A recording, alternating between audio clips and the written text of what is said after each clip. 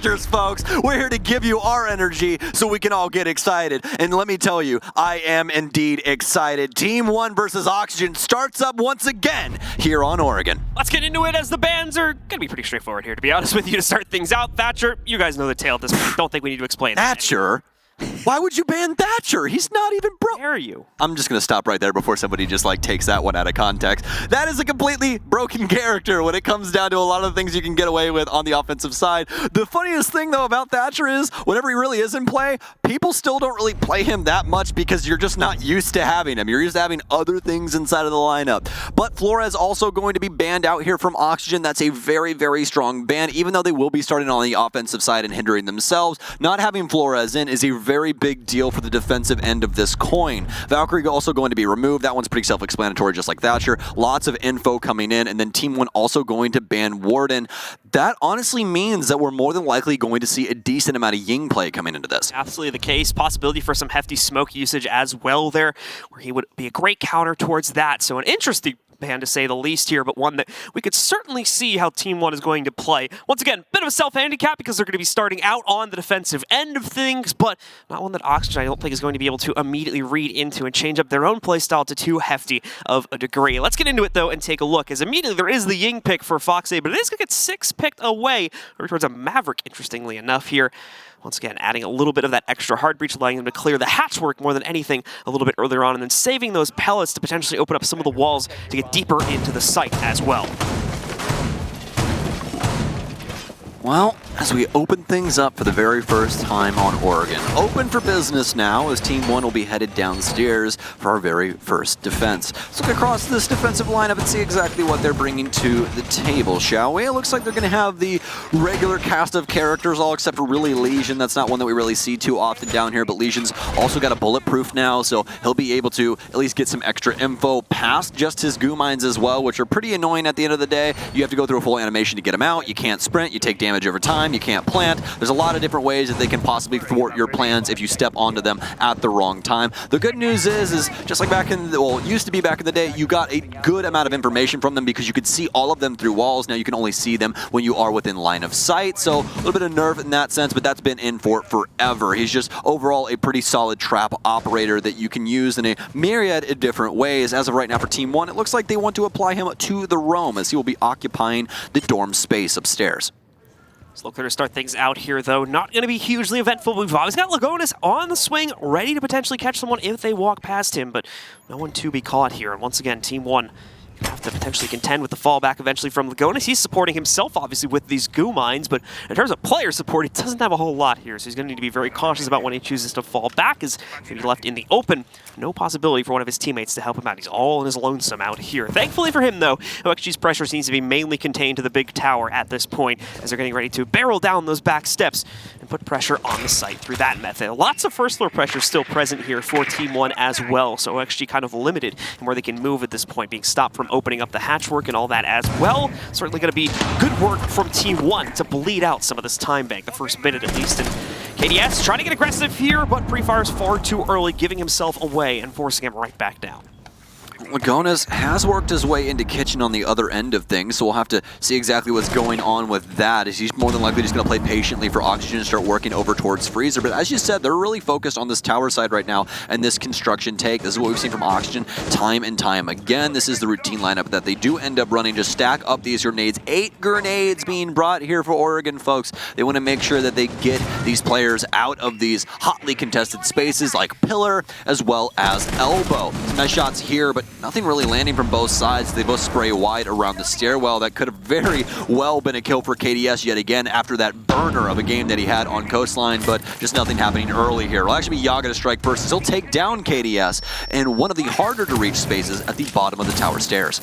He's going to work their way in and start to do some good work here. A little bit of intel coming in from the Gemini drone. Catches Levy in his position, but he's got a lot of different positions he could potentially play from here. Here's going to be the issue, though. The drop now coming in hot. They haven't cleared him out as of yet here. Seemingly unaware there, disregarding his position as well. So Levy just goes for a straight 2. Alamau now punching in with the M590 as he finds Foxe and OXG are shell their former self, but they're not out of it just yet, especially with that pick from Laxing as he's able to find Levy and even out the numbers once more here. 30 seconds left, so because they went for the early drop, they've got time to contain this situation, re-grab case control, and then move back in against the 2 remaining members of Team 1. It's up to Alamau and Neskin from that side of things to clutch it out deeper in the site. Neskin maybe want to try to get aggressive here. He still has the position outside of construction, so he can swing around these guys and go for a flank. Yogg as well, so much damage from the smoke. He just barely makes it through that and keeps himself alive, and with less than 10 seconds left here, they're forced to go for the plant. All the pressure now on Laxing to fend this off. It's going to be a pinch from both sides. Laxing needs to catch the construction play, and no, they're going to be able to stop the plant, so Team 1 win it on the timer.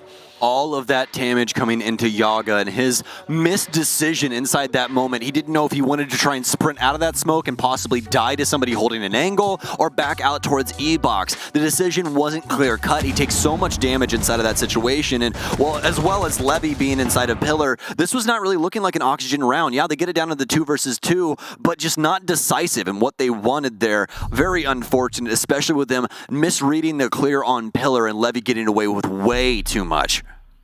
So Levy, once again being the hero of Team 1 here, specifically on the defense, pulls out a heroic effort to put the team ahead at 1-0 here and get a nice smooth hold onto the basement here. Yeah, the numbers are relatively close, but especially as we came down to the timing situation, you guys saw it. The smokes, the gas grenades have been barely choked out from Team 1's last few players there, so they still had that to really limit the potential for Oxygen, and more specifically for Yaga, as he tried to work his way in for the plant, and unfortunately had such low HP. Laxing as well, trying to position himself as best as he could to fend off that 2-player pinch at the end of the round, but really just could not find a winning angle no matter which way he positioned himself. Well, now for Team 1, they'll be headed towards kitchen and cafeteria. You have 2 options when it comes to your kitchen site. You can either go for cafeteria or for the meeting space here. As for this one, it's going to be priority that they hold onto the showers area. That's where we're going to see Team 1 applying a healthy amount of utility into this space so that they can try and keep their players alive and contest it for as long as possible before Auction inevitably start busting things down and trying to get this plant. So here inside of round 2, Oxygen looking to bounce back. They usually have a pretty healthy offensive side, I would say, here for Oregon, and not really starting off on the right foot. Yeah, like we said, the record looking pretty good for these guys up until recent times, so signs of struggle starting to show, and it seems Team 1 capitalizing on that, at least for the first round here. The indecision costing them, as even though they are able to get an early execute going for themselves, with extended presence being out in the early round from Team 1 as well, they are not able to get themselves onto the site with an appropriate amount of time, and even kind of haphazardly went for that E-drop as well that we saw around the 1-minute mark there, leaving them open to being harassed by, specifically Levy, playing over by the Pillar. The ignorance of that cost them heftily, so they're going to have to quickly adjust the playstyle to avoid situations like that in the future. And of course, another big run being made from Team 1. Nice nade as it actually does catches a Yokai drone in the middle of the site there, so that's a big piece of the defensive utility now gone from play. Of course, there'll be a second one available for Lagonis, but no longer have the insurance policy of a backup. Oh, Laxing, just by a hair missing the pre-fire that he was desperately looking for on the tower stairs. Obviously, Team 1 showing face. In a certain sense, you kind of got to think about Rainbow Six in sort of an X-ray way. There's a lot of different ways you can end up getting picks through walls, or you're going to shoot people straight up. Oh no, KDS is going to get the pick, but it looks like things might actually end up and crash here. So we'll more than likely have to get this figured out here, folks. Might be a replay here for round 2, and yeah, that's definitely going to be a head and hands moment here for Alamau. Is more than likely you guys will be coming back to us here for just a split second. That's very unfortunate for Team 1 as they got really far ahead inside of that round with a kill that they got onto Yaga, simply because Yaga's Finka. That's not only nades off the board, that's also the adrenal surge is gone. It's just very unfortunate they won't be able to play that one out.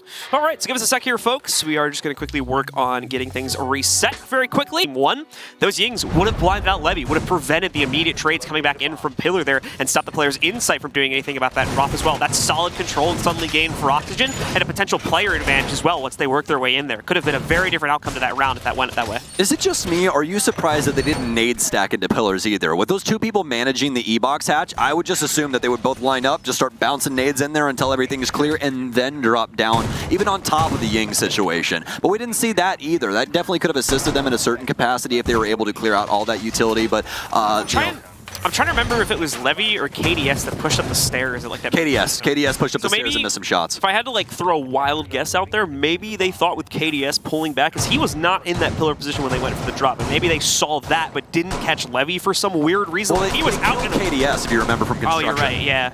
That was Yaga's nade. So again, it's weird to me. It's very weird. Why they wouldn't, because they should have been able to spot Levy with absolutely. How much, and he did get spotted by a drone right before they went for that drop. Yes. Dude, that was the other part that's kind of weird to me, and I just remembered that too. So bit of a strange one from OXG, but again, that's way in the past at this point. So let's start talking about this round once again. Like I said before, it's going to be a rerun, and it's going to be forcing our players back into the same exact operators here. So a bit of a second chance for Oxygen to reinvigorate themselves and try to come back into this one for a tie. All right, Yaga. Watch your head this time, all right? Make sure it's OSHA approved, okay? We want to make sure you stay alive this time around. He's going to begin things upstairs. A little pre-fire here off of a yellow ping. We have been talking about these quite a bit. Specifically on Twitter, not that much on cast, but yellow ping along with frag grenades has been the real reason we've been seeing a lot of these different frag grenade kills, as well as these pretty interesting moments where we're seeing a lot of wall bangs or just people getting instantly obliterated whenever they get peeked, simply because of the amount of info that you can get from these drones. These things have always been worth their weight in gold. I mean, you can even up the price now with yellow ping. It is truly insane. If you are not keeping your drones and using them to your advantage in Siege, you are already playing the game wrong. Please, please, please do not drive your drones into sight and just give them to your opponent. You're losing the game for your team. You're just losing the game. So please make sure that I gotta be the first to ping the site so I get 50 points. Yeah, right? It's like if you hear noise around the building and you know where the sites are inside the building, everything should be fine past that. But we'll shut up for the moment here as things are starting to get spicy inside a shower. It's gonna be a forced push from Oxygen. Kino cleans out two. Vertical lands a nade. This is looking like a much better round, although Yaga still loses his life. Laxing will manage the bottom of White Stairs and take down Levy, and Oxygen are looking to get their first round. Yeah, OXG, the rerun, certainly favoring them in this circumstance here. The nade struck against Lagonis, a little bit late for that, however, so he's at least able to get one exchange. Runs upstairs to hopefully maybe line up a counter to the planter, but he's far too late for that. Already down on the ground. The planter themselves already long gone here, and Flash is now being dumped below that hatch to prevent Lagonis from getting any useful intel out of this one. This one is, for the most part, done and dusted as he's going to try to re-descent back downstairs and immediately be caught up by the planter himself. Kino shuts this one down for OXG, and they tie us up at 1-1. Come on, don't leave him hanging.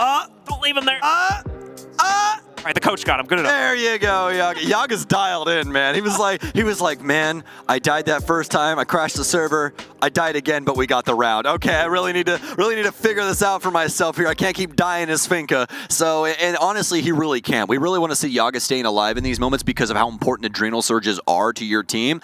You know, if you guys are League of Legends players, this will make a lot of sense to you because having extra health really, really means a lot. Now, the thing about Siege is obviously you can kill people with one shot to the head, but when it comes to body shots and stuff like that, having that extra bullet's worth of HP can mean so much to a gunfight, John, especially in a day where a lot of guns do quite a bit of damage. Not so much on the defensive side. We've been seeing some discussion about that on Twitter, but, you know, it is what it is when it comes down to it. If you're able to stay alive simply because somebody gave you an extra 25 HP, I mean, that means a lot to the overall round. All right, so things will move onwards for Team 1 here. Like we talked about earlier, went for a bit of an interesting site choice for the second round back over inside of Cafeteria. And now going to be going towards something a bit more expected here as we see them work up towards the second floor hold inside of Kids to try and leverage their own second round.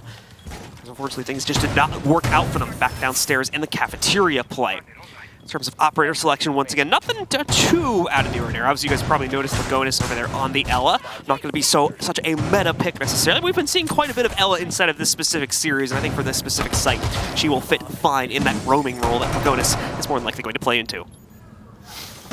All right, well, with round 3 kicking off now, it'll be the Kids Dorms defense with a pretty interesting shield placement here for the B site. Pretty easily abusable from the Dorms window, but we don't really see that occupied too often. It definitely does happen, but it just depends on the team, really, and the situation that they want to go for. So now Oxygen out and about on the map here as Lax going to be starting things off.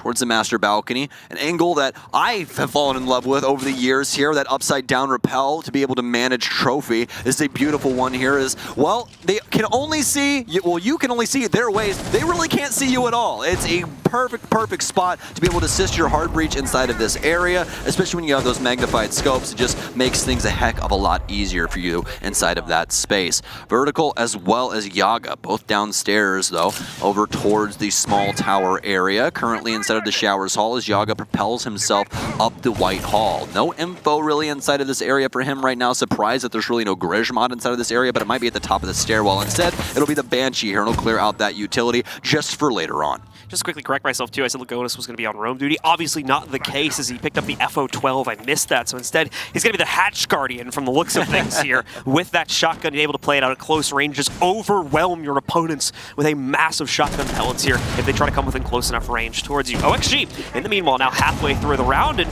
trying to work up some position, specifically towards the white stairs there, to set themselves up to begin working into the site. Foxy as well, looking to swing himself over here closer towards the kitchen, but once again, finding it a bit difficult to hop in there just because of the potential threat from either side, whether he stays outside the player from down on top, or up on top, excuse me, tries to throw pressure from out the window, or if he goes directly inside the players there, might catch him. And speaking of catching people, Yaga absolutely knocking out Lagonis. We will see no Ela play in this round. The Yings as well starting to flood the window. Unfortunately, no one's really home for this. It's going to affect the Attic players more than anyone, but KDS able to catch the first. There's an immediate exchange from Laxing as he's not only able to take out Levy, but KDS too. Neskin now comes alive. This downstairs player that we've been waiting to see, but only for that one pick. He goes down to Kino, and Laxing cleans up shot with a triple on the round, as now it's a 2-1 lead for Oxygen. Laxing looks over at Kino and he's like, yeah, I'm about it. You see that right there? That was a triple kill for me, baby. Very well done from Laxing on that round. They desperately needed him to do exactly what he did there. Apply the pressure to Team 1, allow Kino to hop into the window, and get that plant down inside of dorms. The smoke almost caught him. He was very low HP as that toxic bag was ticking him away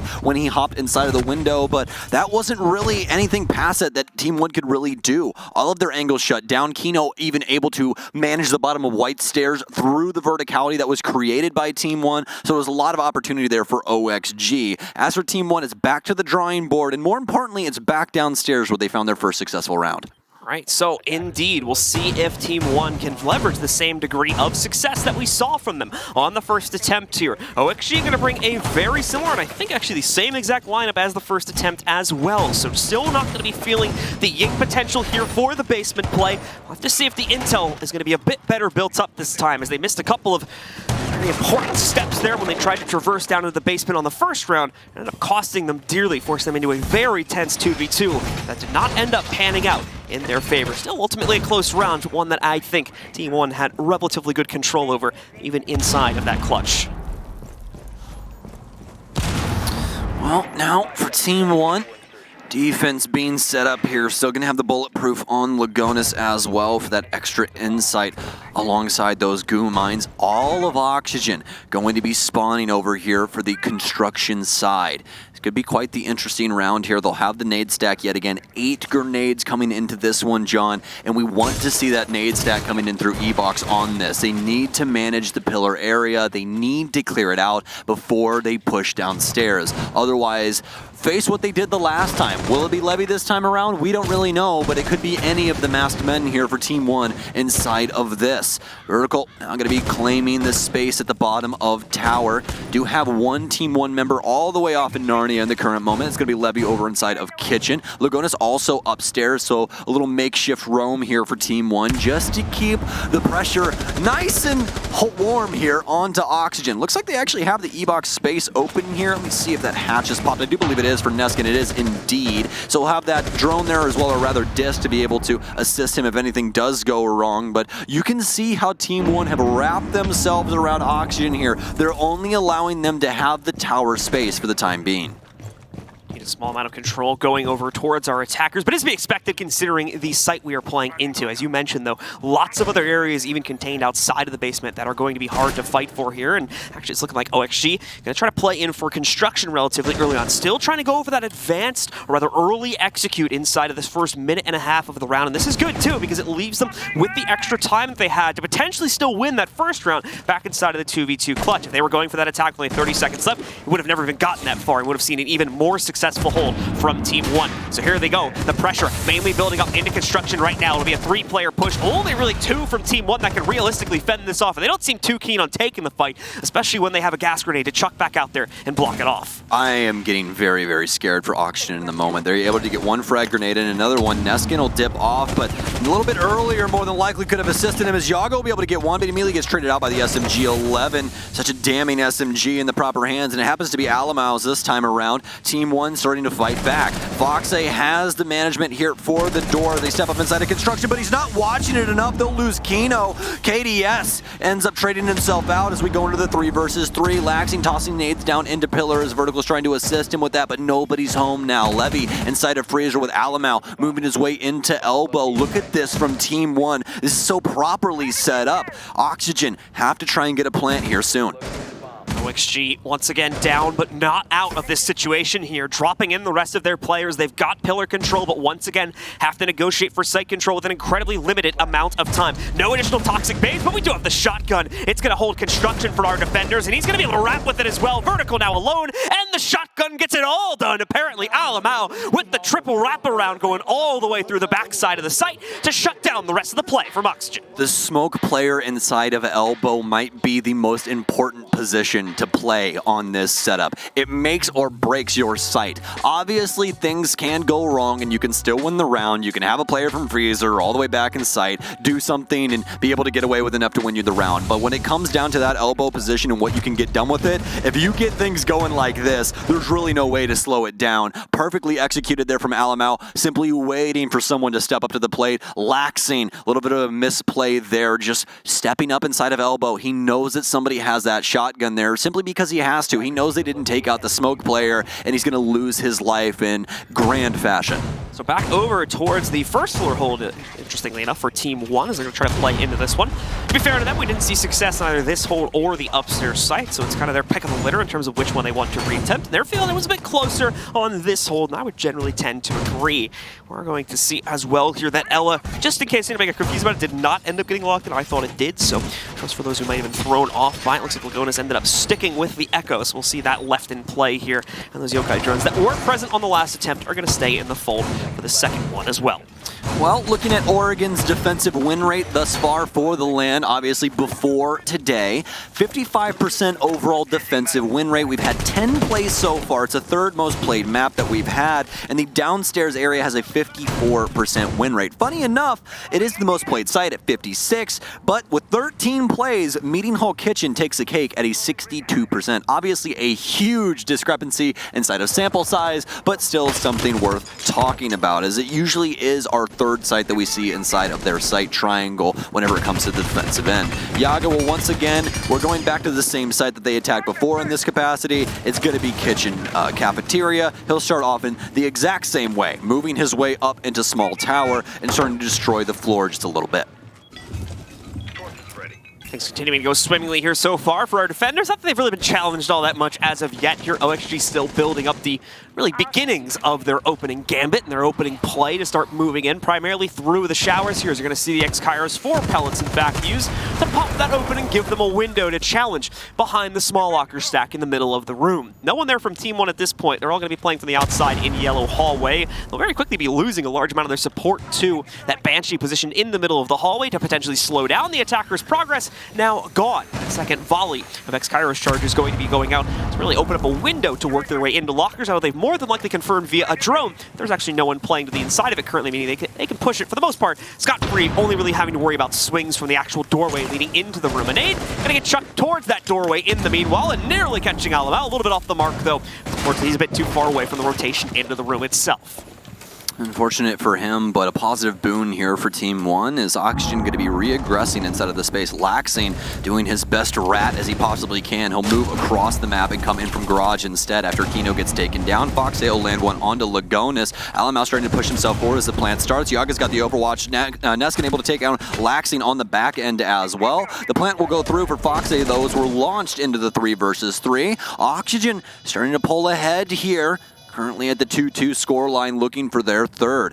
Neskin as well as KDS starting to push up on the bathroom side. Foxy to take down Levy. He had such very low HP, but now Neskin with a beautiful shot. Obviously, knowing that both of the remaining members of Oxygen are outside, this is going to be hotly contested here as they have to hop inside. Neskin with one. Can he get the quad? No, he can't. He'll be able to get both of them. Foxy with a beautiful 180 as that timer was dwindling on that case. Yeah, pretty sure less than a second left on KDS's counter defuse, but Foxy far too quick on the transition. He shuts it down instead as Neskin just barely runs out of gas as we get towards the end of that round there. A lead built up here for Oxygen because of the off-site choices from Team 1. Their basement play, phenomenal. They've had no problem holding on to that. Outside of that, though, it's been all Oxygen all day so far, with 3 wins on all of those sites. And in fact, Team 1 not even going to feel like they potentially could favor going back upstairs. They're instead going to switch up towards the other first floor site and play into a meeting room hold instead. I'm a big fan of the meeting hall defense. I think it's a pretty interesting one in the overarching story of Rainbow Six Siege. Just with the ways you can simply play the site. You can play it upstairs with the meeting hatch open, keep some bodies up there to make sure that the offense rather can't try and get in up top and really get some pressure around that area to try and get a plant on stage. You can also have some bodies down low to potentially toss some nitro cells up through the E-box hatch and prevent that from happening. We also see some offensive strategy going in towards kitchen and trying to get plants on the single panel wall and things like that. There's a lot of interesting ways that this can end up breaking down, so I'm here for it. Can Oxygen pull ahead on the offensive side here and put us up 4-2? But we're going to be finding out very, very shortly as we'll be heading into it, and once again, OXG's depth inside of this second map of the series is going to be tested as they'll have to play out their attack on a 4th consecutive site here. All of them being tested out. The fact is, every single site will be trialed at a minimum by Team 1 as we enter the final round of the half here. In terms of operator utility, once again, things are going to be fairly predictable here as we get a whole bunch of both intel as well as utility mitigation. The Banshees to slow down wild assaults into the site. And on top of that, we've got the Evil Eyes coming out from Lagonis for some good intel on top of a very, very prominent primary weapon they'll be certainly using as well. The 81. I love that we're starting to refer to all of the LMGs by the amount of bullets that are inside of it. We got the 150, we got the 81. I've honestly been calling Finka's gun the 100. I mean, like, we have so many options here inside of our LMGs that we've been seeing across the board. And speaking of which, Yaga will have the 100 that we were talking about. And Foxy will actually have one of my personal favorite LMGs in the game, the T95, as they'll be bringing Ying into the game here for the second time. They used it on their dorms execute the last time. This time it'll be into the meeting kitchen defense, which still will have very similar applications. I mean, Candelas are pretty straightforward. You toss them into sight, they roly-poly-oly for a little bit, and then they just launch stuns literally everywhere at different levels. So pretty easy to be blinded out by those if you're on the defense. And obviously, she's got some pretty fancy glasses, so she can make pushes on top of that.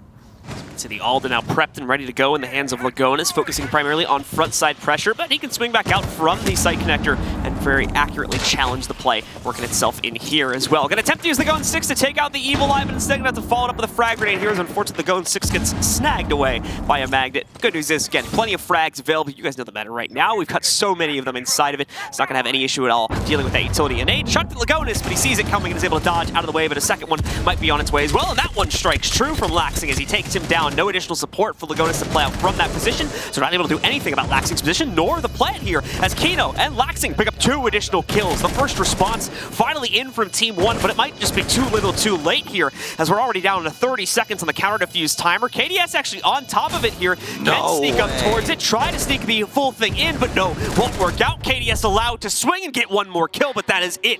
OXG shut it down after that and secure another round for themselves. Pretty sneaky defusal spot there for just a split second, but just simply did not have the manpower to be able to get that one to go through. It's going to be a 4-2 half for Oxygen as they will right their wrongs. Initial round looking a little scary, but post, technical timeout, we'll call it, things are looking pretty good. For Team 1, things are going to be switching up as they'll be on the offensive side now. Unfortunately enough for them, they did not do too much on this defensive half. This, as of right now, is looking like Oxygen's map to lose. Obviously, this is their pick, and that would mean that we'd be headed to Bank, but not if Team 1 has anything to say about it. Obviously, they banned the Warden inside of this one, and wouldn't you know it, John, we're going to get Ying in the first round. Not only that, but the last map was kind of Oxygen's map to lose as well. And you didn't have to say that. I mean, they lost it. So. They did lose it after being 5-1 on the initial half. But, I mean, who's counting? Pretty sure from the attacking side as well. Bum bum bum ba da da da da da. Just reminding people, temper your expectations. That's all I'm trying to say here. Absolutely. As OXG are going to look for a quick closeout once again, but as we saw back on Coastline, it's not as easy as it sometimes may appear here. Team 1 looking to bounce back into this one, and once again, seems like they were planning quite a bit for this half with the Warden ban, so I'm very curious to see how well that's going to pan out. That's exactly what I was going to say, actually, is up against Team 1, you can kind of give them the benefit of the doubt, especially when KDS went on an absolute heater. 22 kills across Coastline, and usually we highlight that map as like, how at the beginning it says bomb-TDM? You can kind of just scrape away bomb and just put TDM, because that's what Coastline is at the end of the day. Unless you're Oxygen, I guess. They had some very successful plans with that OSA setup, but that's for another time, folks. We're about 20 seconds in now here as Team 1 have already progressed into Small Tower. Obviously, we've already talked about this lineup a little bit, but they're going to be going for the full map clear. This is something that we did not see Oxygen do the entire time of their offensive half. Askin just waiting himself out on the outside area right now, trying to see if any shenanigans might be present for OXG in the front lobby. Not looking like it, as OXG play heavily into their basement setup. Not a single member of the team, as far as I can tell, trying to play out above that point and waste the time of OXG, or waste the time of Team 1 here. No even position in security for that usual just kind of fallback we see after the first minute or so inside of that position from the freezer hatch. So going to be a pretty uneventful first minute or two of this round due to the nature of how OXG is playing this defense here. That does allow as well for Team 1 to set up all the XQ potential they would like and really take as much time as they would like to do that setup here, as there'll be pretty much zero pressure against them from Oxygen until they make the descent down into the basement. Absolutely, my friend. Well, Oxygen obviously going to have to play pretty patiently and wait for Team 1 to push into them on the defensive setup. Some pre-fires and other things around, as well as some utility exchange going back and forth. A frag grenade that could possibly beg them a kill, and it will, as Yaga steps way too close to the sun, and he will be burned, as he will go down yet again. The top frag here from the last map, starting off at 4 and 5, and being the first blood here on the defensive side. Doesn't look too good for Oxygen in the current moment, but, I mean, they still have a lot of utility to go through, and with a minute remaining, Team 1 still have a lot of headway to make. Still some ADSs and other things to catch things, as well as the Grishmont mine that could possibly do some damage, but Kino swings wide as he smokes off the staircase. Another frag grenade finding a kill, and yet again, looks like Team 1 could possibly get something done here. A Nitro Cell out, but Alamau has already made his move with those Candelas to drop, just like we saw the time before. Lagonos will get eaten alive inside a freezer from Laxing. Hey, good catch there, Alamau, before he tosses that out. Got to get rid of that ADS so he can get the Candelas out. They will not be picked up. Another one going to be coming in here, and he sets him up to go off instantaneously. Has one in the corner, be able to take him down, switches back over to the elbow transition. This is what we like to see out of our Ying players. But now Laxing with a double kill. He'll be able to at least slow down Team 1 for the time being, and with Foxy and a beautiful shot, this is doable going into the 1 versus 2 after Laxing goes down. 20 seconds left for our attackers to get their case down onto the ground. Shouldn't truly need all that time here, as they have the player advantage to play into. Foxy now slowly creeping back in, looking for the denial. If he can pull that off, it might win the round on its own, but no. Now, and it's time to see if OXG can maintain this lead, or Team 1 is once again going to immediately retake it from the back end. And don't be excited if you are seeing Team 1 smile on the bench right now and you're rooting for Oxygen, because that is the smile of some killers. If they are excited, John, there's a lot of different ways that this could go very wrong for Oxygen in the current moment. Their tactical timeout has been burnt. They can no longer request the assistance of hopes or take some extended time as a breather to try and figure this out. Just as a reminder, look towards the top of your screen. This is Oxygen's map pick that we are currently on, and if this goes 2-0 fashion, they yet again get 0 points from this. Yeah, that's going to have big potential outcomes on this group as well. We were looking at some of these statistics before. I think I got some information from Jacob. It's looking like Damwon is already pretty much locked in for first place in this group. Nothing that any of these teams can do about that. That's a huge degree of success, once again, from easily our strongest APAC representative at this tournament. Now it's everybody else just fighting to not be in last place, primarily here, and it's a relatively close affair between quite a few few of our teams. OXG definitely needs to try and get at least one of these maps to stay in the fight. Now, there's a recent tweet from the R6 eSports account, which was Damwon Gaming Kia just like eating food at a table by themselves and literally everyone else in the group behind them just fist fighting each other. Because that's exactly what this group is, man. It's like, what is happening to the bottom end of this stack? But either way, Oxygen going to be out and about here, as well as Team 1 on the offensive side. They're going to pick up Yaga. What is happening to this poor man? Did he go down at the bottom of white here? Is that what just happened? I believe he was trying to put a frost mat down way too late. That's so very unfortunate for him. The early round pre-fire getting the best of him, and I think oftentimes it's not even necessarily to catch a player in those circumstances, unless it was Yaga who tried to get aggressive there. That might have just been opening up the barricade, and Neskin kind of got lucky out of that circumstance. I'm sorry, I think? Maybe? Like, well, I'm not sorry because I got a kill, but hey, it is. It's like, sorry, you were too slow to set up. I guess is what he was trying to say. Oh, apparently all frost mats were deployed, as production was saying, so it seems as though he was just crossing across white, and that's just insanely unfortunate. Yep, just either got caught on the timing or maybe bit off a bit more than he could chew on the aggressive end of things, and pays the ultimate price in this round for it. Laxing gonna distract here, as you'll notice there is a second player positioned a bit further down attic as well, Vertical. Gonna see if he can hide in plain sight and surprise against Team 1 when they go for the eventual clear. That's assuming, of course, they do go for it. They've abandoned it after they were opened up that first little Maverick line for themselves and are now putting a bit more focus onto the windows, rotating themselves over towards kids. You can see two players putting a lot of presence towards that one, and a lot of nades as well. Going to be banking in here. Kino's got to be careful. There's going to be a lot of potential dangers coming his way here over the next few seconds. And there's the second nade. Looks like he survives the outset of that one, and at the same time, our attackers are able to dodge the Nitro response coming on the inside. Vertical, though, does surprise from that forward position, and he's going to be able to grab Alamo as the response for Yaga's death earlier. And what a transition from him as well, all the way down to the basement. There's no way that Team 1 are going to be able to refrag him in his current capacity unless he obviously rotates into someone later on into the round. Speaking of rotations, KDS has a pretty nice one to the top of white. No claim of life. Kino goes down as the man advantage goes back in favor of the offense. Let's check into this utility, though, on the defense. Kino, since he's gone down, they really won't have any preventable utility. The Nitro cell's already gone by Laxing. Foxy has some impacts he could possibly assist with if somebody gets pretty low. But now since Laxing's gone, Foxy with the refrag here as he's trying to fend off everyone from this window. But Neskin, he just takes his time. KDS takes him out, and oh no, John, this is looking like it's all going very wrong right now for Oxygen. Vertical can't even get himself back up the white stairs in time. The site is lost so quickly. So unfortunate for Oxygen, as they had a promising opening play from Vertical himself with that swing from inside of attic, but nothing else. Able to convert into some serious kills against Team 1. KDS brute forcing his way in once again with the white push and allowing for another successful attack around to go up on the board. OXG going to make their return over towards the basement and see if they can fare better this time. Keep in mind, again, that Warden banned out, so they do not have any immediate counter towards the Ying. Going to have to try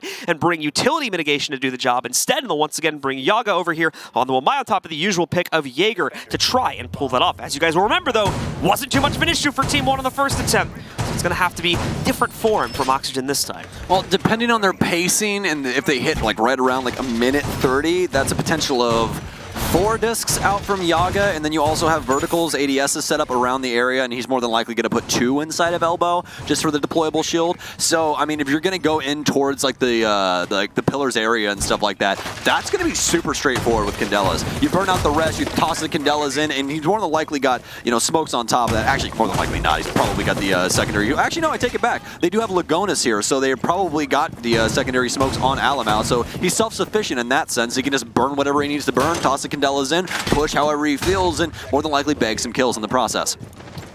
So for things continuing to look promising for Team 1 to make the 2-0 run, it's up to Oxygen to change their own fate here. And we're going to see a little bit of aggression from Vertical once again from those back stairs. I think he was just trying to maybe capitalize on some early pressure, and he's already given up that position, so we'll very quickly fall back downstairs as Team 1 instead begin to take up their own spots further into the map. They're going to obviously look to rerun this in the same fashion they did for the previous round, but will still be cautious in their droning for the first minute or so, just to make sure there's no little wrinkles that have been thrown into the shirt by Oxygen by putting a player in an unorthodox position. Won't be finding it, of course, so after this droning phase is complete, we should see a pretty quick movement from Team 1 to start setting up for the dissension. This is what I really really would have liked to have seen from Oxygen on their offensive side, simply because of the amount of damage that Team One was able to do with their roam games. Keeping a lot of bodies out and about made it to where Oxygen had to manage quite a few different aspects of how the round could end up breaking down. Also, obviously, Team One, in that sense, really didn't have to go too far with the roam because there was no pressure from Oxygen. They can just back up, man. They can just rotate back downstairs. It's so very easy for them to just occupy space and then fall back. So now Oxygen obviously going to be playing Turtle downstairs as of right now. Team One going to finish up their clear, John, and begin descending into the basement. Like we said, not too much of a problem building up to this point in the round. Now is when the serious stuff begins here, as they've got a minute and a half the round remaining to make this momentum work out and allow this transition to go forward into the basement. Curious to see if OXG are going to put a bit more of an aggressive foot forward this time. Only just now starting to see the E-hatch get opened up, but that's usually the siren call for what would be the descent. Following it up in just a few moments. Kino will be spotted on his transition over towards Harry Potters. They know they're potentially going to have to deal with him inside of there. And that's a bit of a dangerous position for Kino. Yeah, he can block things off over here, but if he's not able to properly keep himself alive for an appropriate amount of time here, he could also drop onto the ground still with 2 of those gas grenades in his pocket. However, his position seems to have scared off Team One. They do not feel the confidence to drop in with him holding the other end of that room there. That's a good thing too. Once again here, OXG needed to look for a good way to delay this, and they've accomplished their goal fairly well here. With only 40 seconds left, Team One seemingly stunted. Where is the drop? Here we go. The Candela's moving in. They're going to be prepared to go for it, and immediately Vertical sniped out by Alamau. Alamau looking for a second target, but not going to be able to find it. Oxygen have a Matrix set up in the mid-hall here, and as well, the Toxic Babe is still blocking off access to E-hatch. They're not going to be able to push into that, but keep in mind, again, they've got pillar control. That's the first step here. They can still work this with 20 seconds left, but they need to find some way to move forward now. Nade going in, doing some good damage to Kino, and this on top of a lit Foxay should allow them into the site. They still have another Goyo shield to deal with too, and they're going to waltz right through that. Kino shutting down the first and a second player with the shotgun in hand. Foxay grabbing one as well. It's looking like OXG might be able to hold on, but Alamau with his second pickup wants to say otherwise. He needs to stick it to the ground, and Lagonis now needs to stay alive, but he wasn't accounting for the swing from Laxing, and with the time at 0, Neskin cannot get off the defuse, and the round will go over to OXG as they sustain and keep themselves close. Oh my God, how scary that was. I could tell from the energy in your voice, John, how terrifying that was for both of these teams. It was on a knife's edge as to which way that went. The Candela's out. Also, did you see Alamau through the fire and flames? He just runs. They didn't have a choice. They had no utility left. They couldn't clear it. Exactly. You have to push, and that's as forceful as you're going to get with Team One here. The only misplay that happened in all of that was the bearing 9 as he switches back towards the freezer hall. He thinks the pushes are coming from both ends, but it's a stack on the one side, and he gets caught off guard. Very well done there from Oxygen. That is a scary, scary round for either team. Some respect coming out there. I'm not, obviously I don't speak Portuguese, so I don't know what they're saying, but I'm assuming it's a call of respect coming out. These guys have been chatting it up actually quite a bit in Portuguese, because Kino, obviously, for those who don't know, does originally hail from Brazil. So he does have something to call back towards with quite a few of the players on not only Team One, but the entire Latin American community. Yeah, we just kind of poached him from down there. It's like, hey, Kino, why don't you just come on up to North America and play in here? You know, why not? And he's been doing such a bang-up job. We've been loving him inside of the NAL the entire season. The missing puzzle piece, you could say, for Oxygen that have propelled them to this point, and hopefully even farther, as they're once again going to muster the lead inside of this one as we go into round 10. They're now going to be defending the kitchen meeting hold, and as we talked about before, a lot of different ways that this site can go down. They've brought some pretty healthy utility to be able to manage this. I really like that Vertical personally is on Mozzie. I think this is a good pickup for this location, simply because not only can you rotate downstairs and play for that Nitro Cell play, but also you have the pass to be able to get rid of a lot of info game, and that's exactly what Vert's going to do down here. KDS's drone almost caught up in that sense, but obviously since the drone's down here, Vertical knows that they know that he knows that they know that he's here. What? Exactly.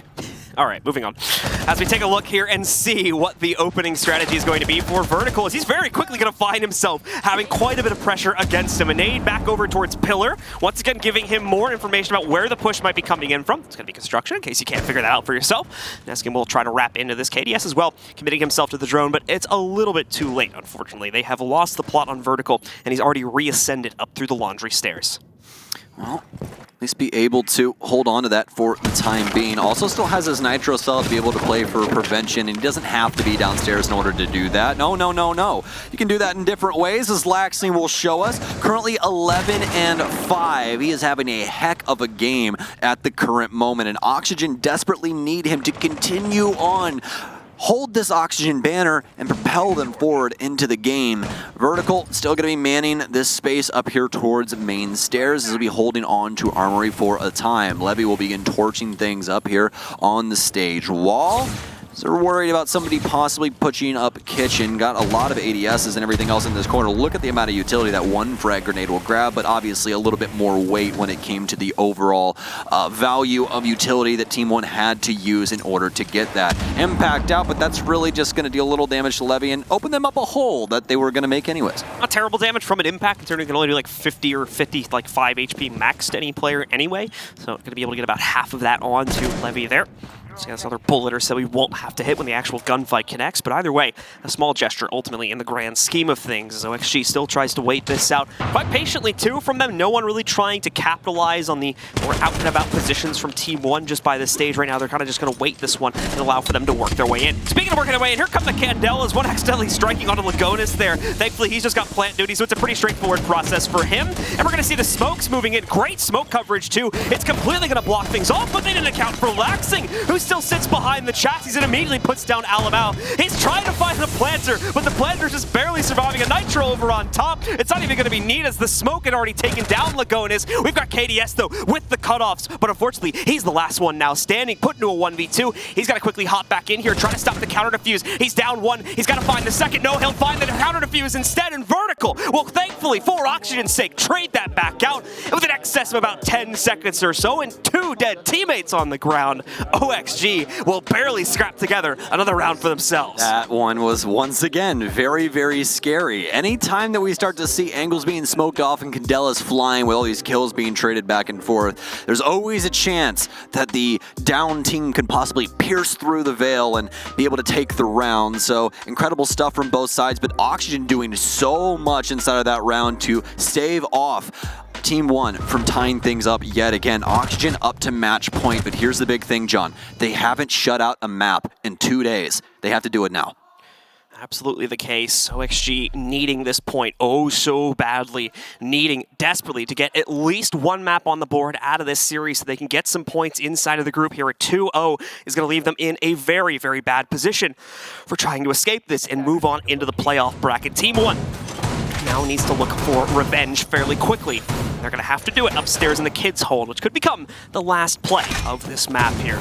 We can see them setting things up with the Goyo shield to support whoever's going to be playing by kids. And aside from that, once again, our setup will look fairly similar to what we'd already seen in the basement and a few other sites, as they'll be capitalizing mostly on insight utility for the play here once again. Yes, indeed, my friend, as Oxygen won't be holding on that top floor, as you said. Pretty interesting lineup when it comes down to it, but arguably, I'd say Team 1's is going to be a lot more fun for this one. We're still going to have the Candelas on Alamau, but Neskin with this Skeleton Key can do a lot of very serious damage if they gather control of Kitchen. Be looking to them to get that downstairs presence, especially with the nades that they have along with them. They have 2 sets of them, so if they get some healthy information on top of that, they can possibly pick off some Oxygen members without having to fight them. It's time to see here with Team 1 on the board. Let's see what their opening advance will look like. Shouldn't be anything too crazy considering the setup that we already talked about for Oxygen. A bit of a deployment downstairs, and Alamau is going to be able to find at least one of them. Vertical, the first to fall yet again, as he's showing signs of struggling once more.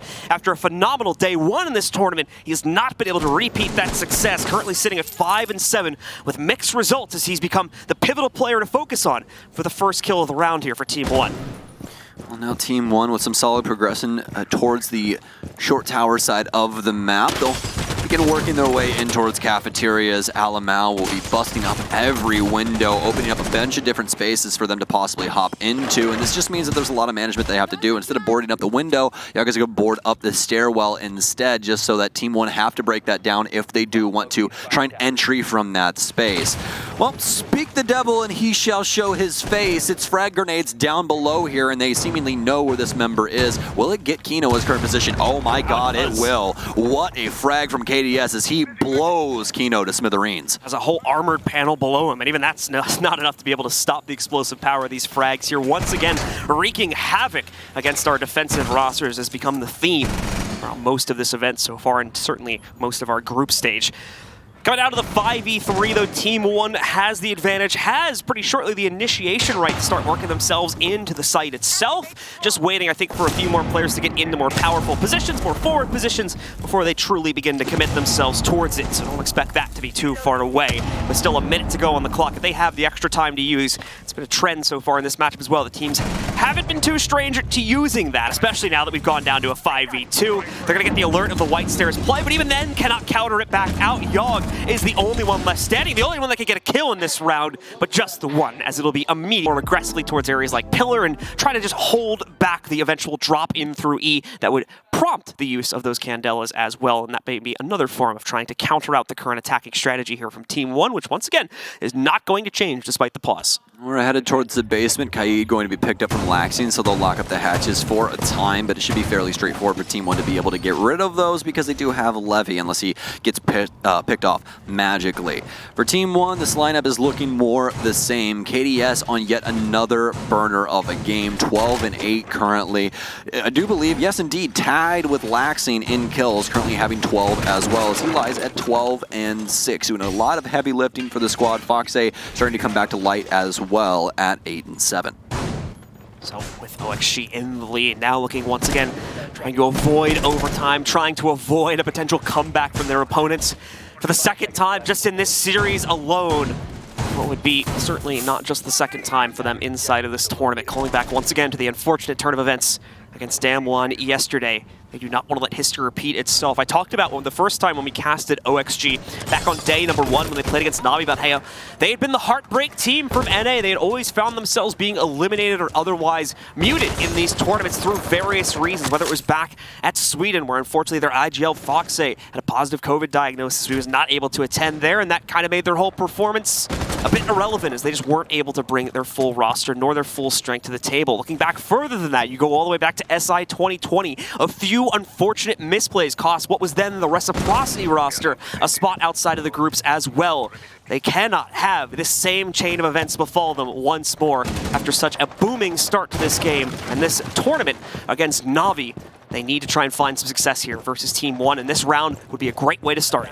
It would indeed. That one singular point could be the difference maker inside of this group, and that's the craziest thing to think about, John. All of these teams just quite unsuccessful at the bottom half, or rather just the bottom in general. DWG really seemingly the only team that can get anything done for this. So as of right now, Foxay going to be manning the elbow space here for a time. Lagonis and the rest of Team 1 will begin their checklist on this mid floor as they break up the odds and ends of this space. Levy will begin his torching of the hatch, as you do. But while we're waiting on this, we shouldn't be seeing too much active play happening from Team 1. We could see some pressure come in from the stairwell. KDS will be in that area right now, but he's simply going to be making sure that nobody tries to swing up into that area and possibly deal some serious damage to the offense. Alamau looking for the opportunity, starting to analyze what may be sitting down below on the other side of this one. Levy priming a nade here to take care of some of the utility. There is a motion detector, I do believe, sitting on the other side of that door as well, and we're going to see more magnets deployed over towards the other end. That may eat up the first bit of Candela. As you can see, they've got plenty more trying to deal with it as it'll work its way in, but at the same time, our attackers bringing plenty forms of their own utility to the table between frags, flashes, and other methods. Mainly just frags and smokes here, as far as I can tell. Might be a couple flashes sitting on Lagonis, though, but here come the Candelas, or at least they're starting to get primed up for Alamau. He's going to chuck those in. Will get eaten up, but still is going to blow itself up, and Kino is none the wiser to it. He'll be flashed out and taken down quickly by Alamau as Team 1 start their descent. Now this gets extremely scary here for Oxygen because Team 1 are perfect on pacing in the moment.